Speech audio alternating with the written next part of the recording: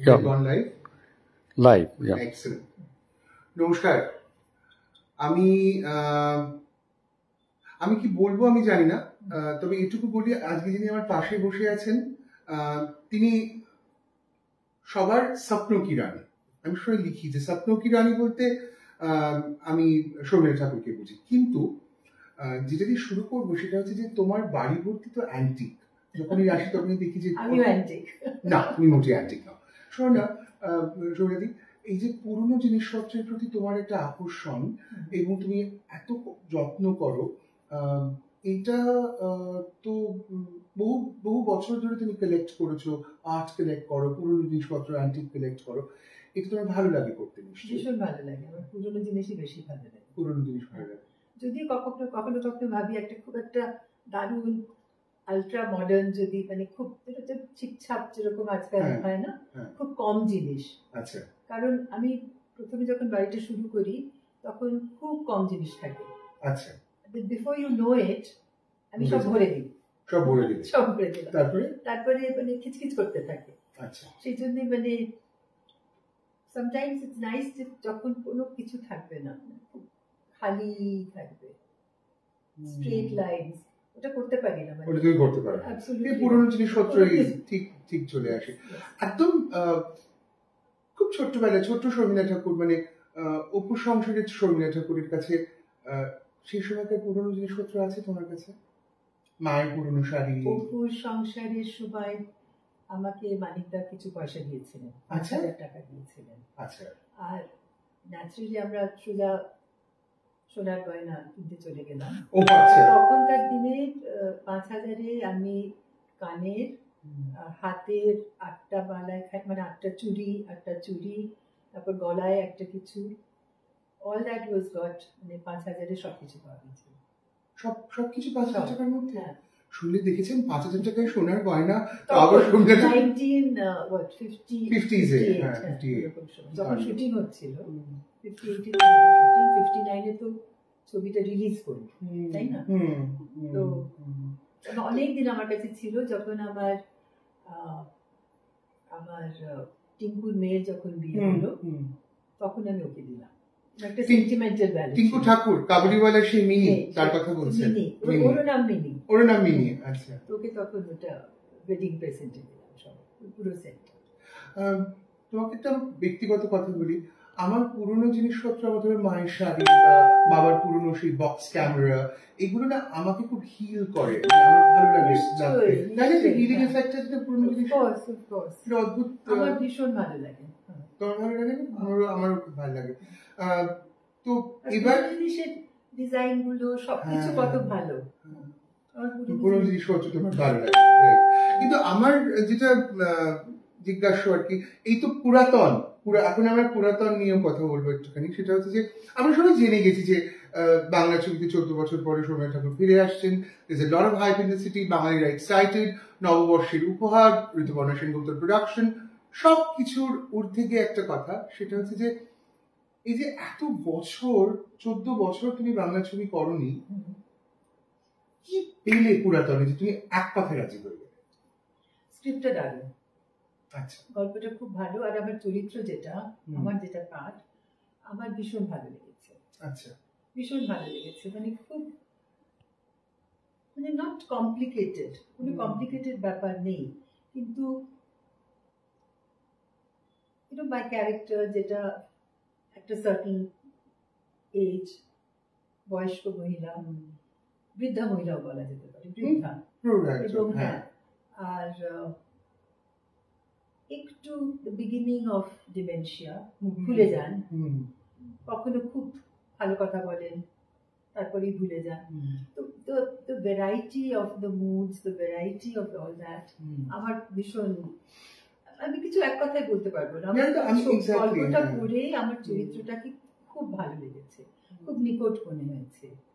R Ritu was an added attraction, of course। সত্যি কথা বলতে কি, যখন ঋতু আমাকে জিজ্ঞেস করলো, আর যখন ঋতুর সঙ্গে আলাপ হলো, এত ভালো মেয়ে, আর এত you know, there's so much love and so much affection, খুব আদর করে, খুব যখনই আসে আমাকে কিছু না কিছু নিয়ে আসে, কখনো শাড়ি বা কখনো একটা ট্রাঙ্ক আছে জানো তো, সেখানে সব উপহার জমা। সো দ্য হোল ইয়ার ঋতু আমার জন্য তাই করে, ওদের এক কাজে জামা কাপড় নিয়ে করতে কিছু ওঠে। ভীষণ ভালো। আমি ভাবছি কি দেবো, ওকে একটা কিছু দেবো, যতক্ষণে আমি ভাবি ততক্ষণে মানে 4-5টা জিনিস এসে যায়। এটা আমাদের শ্রেষ্ঠ উপহার, এই ছবিটা একেবারে নিশ্চয়ই এত ভালো রোল। আর এরকম ভাবে আমরা শুটিং করেছি সবাই মিলে মিশে।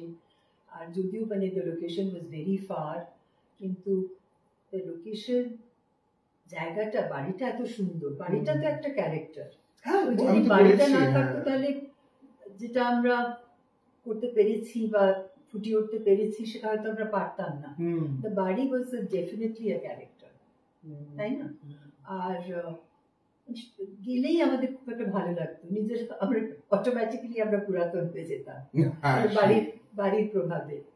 আর খুব ভালো কাজ করতে পেরেছি আমরা। সুমন ওয়াজ আ ওয়ান্ডারফুল ডিরেক্টর, যে মানে সেটে নিজেরম ভাবে স্ক্রিপ্টটা লিখেছে, সেটা আমরা বোধহয় 100% ওটা ফুটিয়ে উঠতে পেরেছি।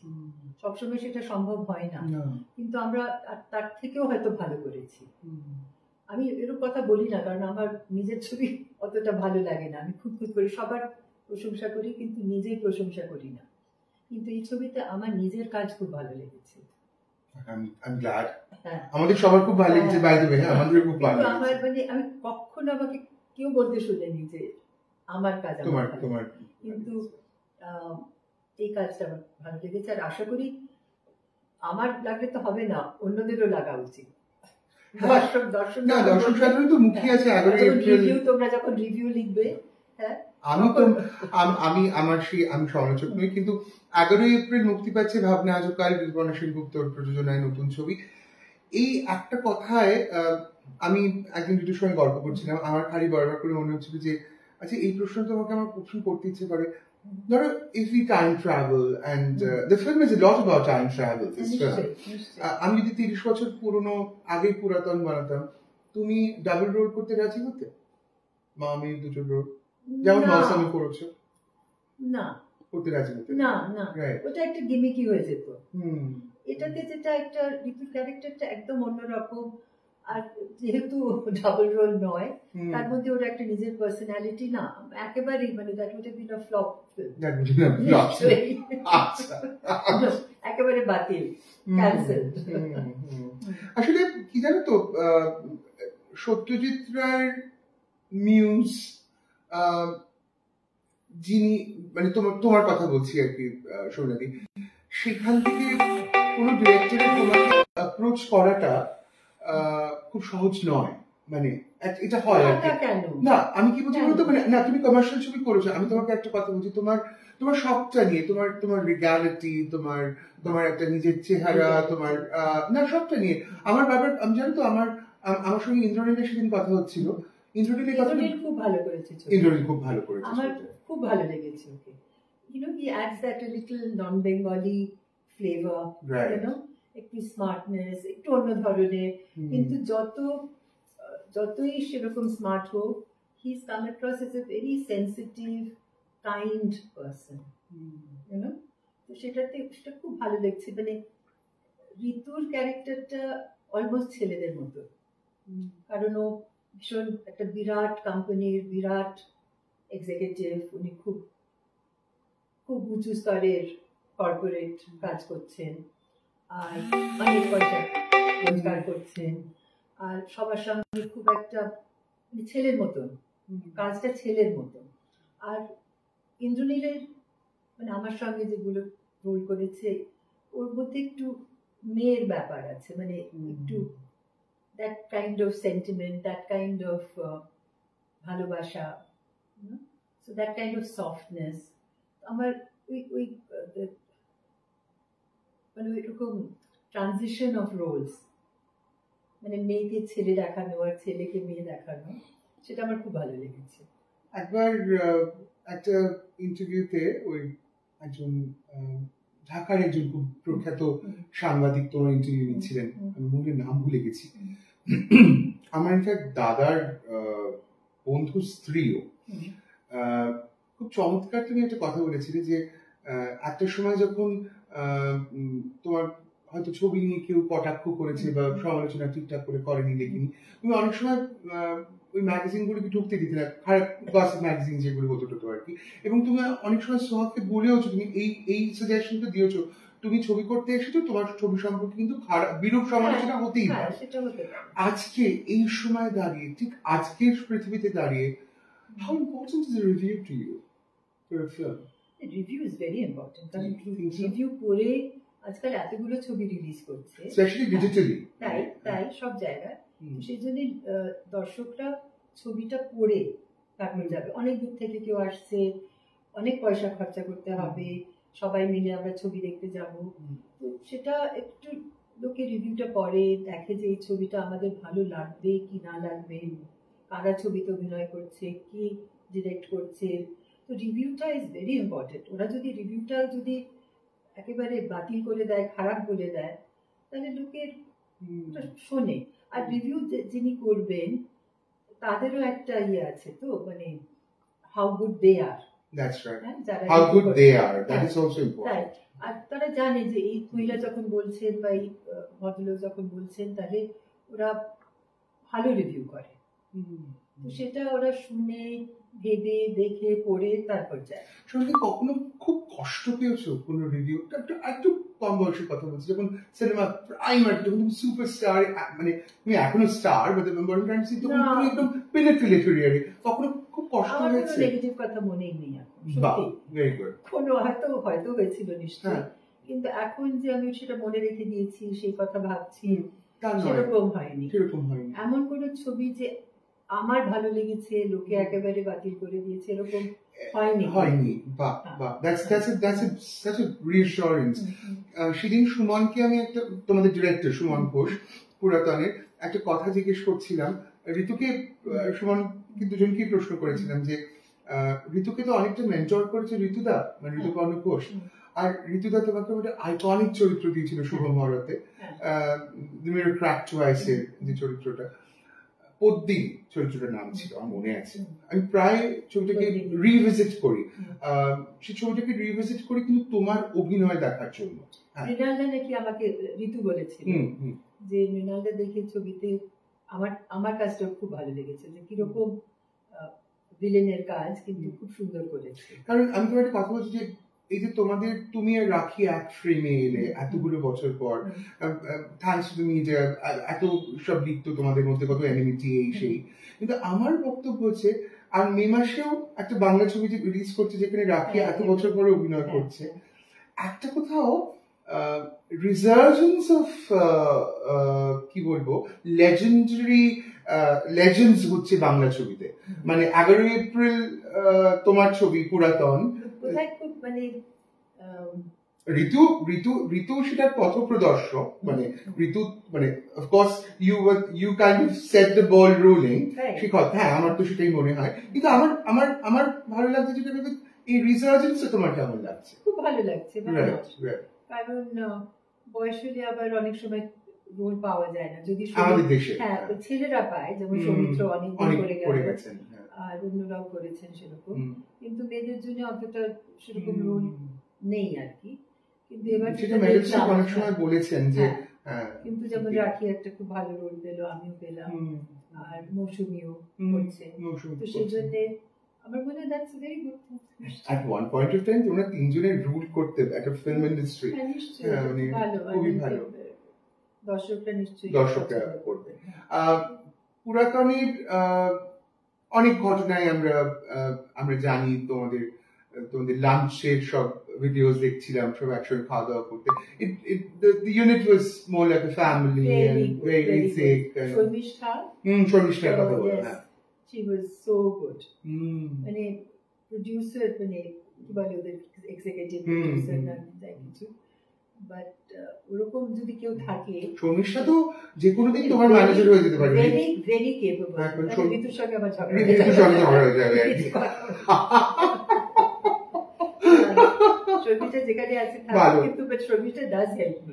আমার কোনো প্রবলেম হলে আমি শর্মিষ্ঠাকেই ফোন করব, সেটা পুরাতনের কাজ বা অন্য কোনো কাজ, but Sharmishtha is my go to person. আচ্ছা, এই যে একটা ইন্ডাস্ট্রির এত বড় স্টার ঋতুপর্ণা সেনগুপ্ত বাংলা ফিল্ম ইন্ডাস্ট্রিতে, প্রযোজক ঋতুপর্ণা সম্পর্কে একটু শুনি, producer Rituparna. Very good, very good. মানে কোনো আমরা বুঝতেই পারিনি যে উনি মানে কখনোই যখন একটু শুটিংটা একটু দেরি হয়ে যায় বা এমন কোনো সিন হয়নি যেখানে অনেকবার আমরা রিটেক করেছি বা ডায়লগ ভুলে যাচ্ছি, সেরকম সুযোগ পাইনি আমাদের বকবার। কিন্তু কখনোই মানে she was an actor on the set, she was only concentrating যে আমি কিরকম ভাবে অভিনয় করবো সিনের মধ্যে আর কি। কিন্তু আমরা প্রডিউসারকে সেখানে দেখিনি একবার। কিন্তু ছবি শেষ হবার পর যেরকম ভাবে ও ছবিগুলো প্রমোট করছে বা যেরকম ভাবে পাবলিসিটি করছে, সেখানে প্রযোজককে দেখছি she is not sparing anything, এত ভালোভাবে করছে, তাই না?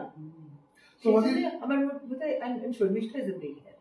অফকোর্স তোমার পরিবারে এমন কোনো ব্যক্তিগত জায়গা আছে যেখানে তুমি ডিমেনশিয়া খুব ক্লোজ থেকে দেখেছো? না, আমার ঠাকুমার একটু ছিল, মাঝে মাঝে ভুলে যেতেন, কিন্তু তাতে আমাদের ভয় লাগেনি বা খারাপ লাগেনি। মানে মনে হচ্ছিল চলো ভুলে গেলেন, মানে she was such a lovely person, তো সেটাতে না যেরকম আমার রোলটা সেরকম আমি কাউকে কাছাকাছি না, আমার নিজের পরিবারে বা কোনো বন্ধু বান্ধবের না। তোমার শাশুড়ির ক্ষেত্রেও নয়? না না, একেবারেই না। খুবই ভালো ল্যাঙ্গুয়েজ। আর আর আর যেটা আমার খুব জানতে ইচ্ছে করে যে তুমি as an actor, Sharmila Tagore as an actor, একটা চরিত্রের তো প্রিপারেশন থাকে শর্মিলা দি। দেখো আমি তোমাকে একটা কথা বলি, it sounds probably would sound a little classist, কিন্তু আসলে তা নয়। প্রত্যেকটা চরিত্রের তো একটা ইকোনমিক সেগমেন্ট থাকে। মানে আমি ইকোনমিক সেগমেন্ট মানে ধরো একটা অর্থনৈতিক একটা পরিকাঠামো। কেউ একটা পার্টিকুলার টাকা রোজগার করে, তার জীবনযাপনটা অন্যরকম। আমি বলতে চাইছি যখন একজন অ্যাক্টর তার চরিত্রটা প্রিপেয়ার করে, এই যে চরিত্রটা, এটা তো শর্মিলা ঠাকুর না, একটা অন্যরকম চরিত্র। সে তার গ্রেসটা অন্যরকম। সে যেভাবে মানে সে খুব সাচ্ছল্য নিয়ে জীবনযাপন করেনি, তার সেটা ছিল না। এই যে ছোট ছোট জিনিসগুলো, ওই যে মাথায় গামছা বেঁধে, মানে টিপিক্যালি বাঙালির মহিলারা যেরকম করে একটা মধ্যবিত্ত বাড়িতে, এই যে মধ্যবিত্ত জীবনযাপন, এই প্রিপারেশনটা কি করে তুমি করলে? বা আমি যখন যেরকম ভাবে বড় হয়েছি, আমি মধ্যবিত্ত বাড়িতেই বড় হয়েছি। আচ্ছা, আমরা খুব একটা যে আমাদের খুব বেশি পয়সা ছিল বা খুব একটা সেরকম ছিল না। আমি বাসে করে স্কুলে যেতাম, আর ওই আর কি মানে নট ভেরি পুয়ার বা কিছু, কিন্তু এমন যে নেই ভীষণ মানে লাক্সারিতে বড় হয়েছে না। কিন্তু এই চরিত্রটার জন্য প্রিপারেশনটা কি ছিল? এই চরিত্রের জন্য আমার প্রিপারেশন হচ্ছে আমি স্ক্রিপ্টটা পড়ি, তারপরে আমার একটা ইমাজিনেশন যেটা আছে সেটা নিয়ে একটা চরিত্র গড়ে ওঠে আমার মনের মধ্যে। এরকম ভাবে হাঁটবে, এরকম ধরনের ম্যানারিজম হবে, এরকম ভাবে কথা বলতে হবে। তো বারবার যতবারই পড়ি ততবারই একটা ক্যারেক্টার ফুটে আসে আমি। সেটা হয়তো মানে আমার জীবনে অনেকজনকে হয়তো দেখেছি অনেক জায়গায়, একটা তো it is a combination of lots of things. যে একটা চরিত্রকে নিয়ে আমি ভাবছি সেরকম নয়। অ্যান্ড অলসো মাই ইমাজিনেশন, বই পড়ে বা হয়তো কাউকে দেখেও, কিন্তু সব একটা মিলেমিশে একটা কল্পনা, একটা চরিত্র ফুটে ওঠে আমার কাছে। তা আমি প্রসেসটা বোঝাতে পারবো না, এটা যে খুব একটা ক্রাফট, কারণ আমি সেরকম ভাবে অভিনয় করা শিখিনি, কোনো স্কুলে যাইনি, কারোর কাছে শিখিনি সেটা। তো যেটা স্পন্টেনিয়াসলি হয়, আর ওভার দ্য ইয়ার্স যেরকম ভাবে আমার এক্সপিরিয়েন্সটা বেড়েছে, অন্যদের দেখে, অন্য ফিল্ম দেখে, অন্য ভালো ভালো অভিনেতাদের দেখে, অভিনেত্রীদের দেখে, সেগুলো একটা মিশিয়ে আর নর্মাল চরিত্র। আমরা যখন কোথাও যাই, কাউকে দেখি, আমরা বোধহয় তাদের একটু বেশি ভাবে, কোনো একটা ইন্টারেস্টিং ক্যারেক্টার হলে তাকে হয়তো আমরা একটু দেখি, আর ওরা কি করছে, কিরম ভাবে হাতটা নড়ছে, কিরম ভাবে কথা বলছে, কিরম ভাবে চলছে, হাঁটছে, সবার হাঁটাটা কিরকম ডিফারেন্ট। তো সেগুলো দেখে দেখে একটা আইডিয়া হয়ে যায় যে আমি এরকম ভাবে এই চরিত্রটাতে এই ধরনের ম্যানারিজম রাখবো বা রাখবো না, সেই আর কি। তারপর একটা স্পন্টেনিয়াস ব্যাপার হয়ে যায় আমার। It's a very organic process. But স্ক্রিপ্টটা পড়া খুব আমার মনে হয় ইম্পর্টেন্ট, যে মানে উইথ এভরি রিডিং একটা চরিত্র ফুটে আসবে, এক একটা মানে পুরো আস্তে আস্তে ওটা তৈরি হয় মনের মধ্যে। তারপর যখন আমরা সেটে যাই, যখন আমরা প্রপস গুলো দেখি, এই যে চেয়ারে বসতে হবে, এখানে মিটিং করতে হবে, ঘুমতে হবে, তো সেগুলো অর্গানিক্যালি হয়ে যায় আর কি আমাদের, I don't know how. No, but have you ever wanted to be on stage doing a play? আমি আমার এখনো স্ট্যামিনা পারবো না স্টেজে করা। একটা need some physical stamina also.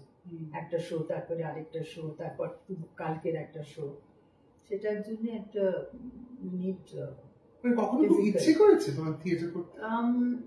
ছোটবেলায় তো করতাম, স্টেজে করতাম, কিন্তু তারপরে কোনো সুযোগ পাইনি।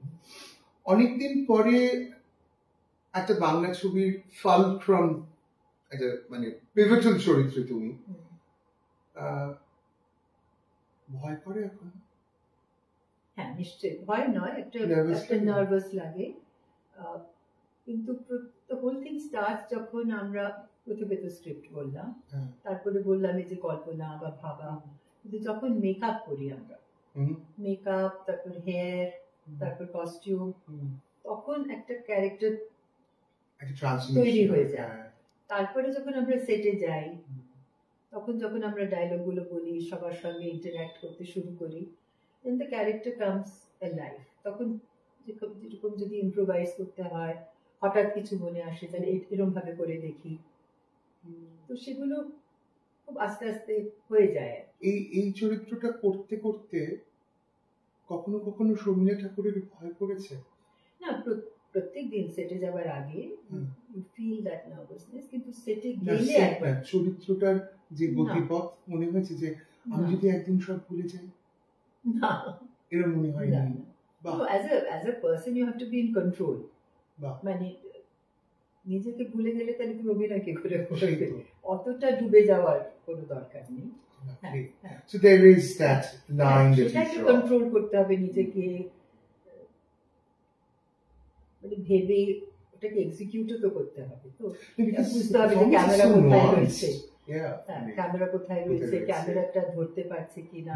তুমি হয়তো ডুবে অন্য কোথাও গিয়ে অভিনয় করে চলি, ক্যামেরা তোমাকে ধরতেই পারলো না, তো সেরকম নয়। The whole thing is meant for the camera. I know. আমার একটাই বক্তব্য যে এই যে ঋতুপর্ণা সেনগুপ্তর প্রযোজনায়, ভাবনা আজকালের প্রযোজনায় 11 এপ্রিল একটা বাংলা ছবি পুরাতন, আপনাদের সকলের আদৃত, আমার নমস্য সম্মানিত। আমার মনে হয় যে ওই একটা কথা, যেদিন শর্মিলা দিদির ছবিটা অ্যানাউন্স হলো, আমি HHR যে বলরুমে ছিল অনুষ্ঠানে, আমি একটা কথা বলেছেন যে বাংলা ছবিকে রিপ্রেজেন্ট করে একটা বিশ্বমানের, মানে বিশ্ব পৃথিবীর চলচ্চিত্র দরবারে যে কজন নায়িকা নিয়ে গেছেন, তার মধ্যে তুমি অগ্রগণ্য। মাধবী আন্টি, তুমি, শ্রীলা মজুমদার, শ্রীলাদি তো চলে গেলেন শ্রীলাদি, খুবই ভালো। ওই সেদিন যেদিন ট্রেলার লঞ্চ হলো, মাধবী আন্টি একটা কথা বলেছেন খুব সুন্দর, ওর তো ঠাকুর পদবিটাই যথেষ্ট, মানে কি সুন্দর বললেন আর কি। হ্যাঁ, মানে ওই যে তোমার কি তোমার মানে I wanted to ask you, তোমার চারুলতা করতে ইচ্ছে করছে? বা নিশ্চয়ই করেছে না, নিশ্চয়ই করেছে। বা যখন মাধবী যেরকম করেছে তারপরে আর কাউকে মহানগর ফ্যান্টাস্টিক পারফরম্যান্স। পুরনো কলকাতা না নতুন কলকাতা কোনটা বেশি চলে? শুধু বাণীদার ছবিতে নয়, পুরনো ছবিতেও। তো পুরনো কলকাতা না নতুন কলকাতা কোনটা বেশি টানে তোমার? আমি তো পুরনো কলকাতায় বড় হয়েছি, পুরনো কলকাতায় কে বেশি করে জানি। পুরনো তুমি বলছো নর্থ বেঙ্গল? না, নর্থ কলকাতা না, পুরনো ওল্ড কলকাতা না নতুন কলকাতা কোনটা বেশি পছন্দ? নতুন কলকাতার এনার্জিটাও খুব ভালো লাগে, খুব ভালো লাগে। আর যেরকম ভাবে মানে অ্যাডভার্টাইজিং ফিল্ডে বা আমার মনে হয় এখনো যেটা আর্ট ফ্যাক্টর, যখন আমি film festival opening ceremony closing ceremony যাই তখন দেখি যে মানে মিউজিক ইজ সো গুড। মানে যেরকম ভাবে আজকাল মিউজিক ওরা তৈরি করছে বা সাউন্ডস্কেপটা তৈরি করছে, আমার ভীষণ ভালো লাগে। ওদের চিন্তা আর ওদের art work is very vibrant, তাই না? আমার মনে হয় আমি অনেক জায়গায় গেছি কিন্তু আমার বেশ ভালো লাগে, হয়তো বিকজ আই অলসো রেজোনেট। আমার একটা আত্মার সম্বন্ধ আছে, তাই না? তো সেটা নিশ্চয়ই। আর পুরনো বাংলা গান শোনো কখনো? হ্যাঁ নিশ্চয়ই পুরনো, কিন্তু নতুন গুলোও কি সুন্দর, খুব সুন্দর, খুব সুন্দর। তোমাদের এই ছবির মিউজিক, আমাদের পুরাতনের মিউজিক করেছে অলকানন্দ দাশগুপ্ত, খুবই সুন্দর। শ্রেয়া ঘোষাল একটা গান মিউজিক ইউ লাইক, খুব ভালো। হ্যাঁ, background music it ads to the film. আমি খুব বেশি কথা বলবো না, কারণ আমি অত্যন্ত সম্মানিত যে শর্মিলাদি আমাকে এতটা সময় দিয়েছেন। শর্মিলাদি, আমাদের যারা ফেসবুকে এই সময় দেখছেন তাদের তো বিকেলটা একদম মানে ভরে গেল আজকে, হ্যাঁ। এবং আমার কলকাতার মিডিয়ার বন্ধুরা, যদি আমি নট জার্নালিস্ট, তারা অত্যন্ত খুশি হলেন যে আমরা তোমার সঙ্গে একটা সুন্দর ইন্টারভিউ করতে পারলাম পুরাতন ছবি নিয়ে। একটু মনে করিয়ে দিই যে 11 এপ্রিল ছবিটা রিলিজ করবে, তুমি যদি আমাদের যারা দেখছেন তাদের উদ্দেশ্যে একটা কোনো মেসেজ দাও। আশা করি আপনারা আসবেন ছবি দেখতে।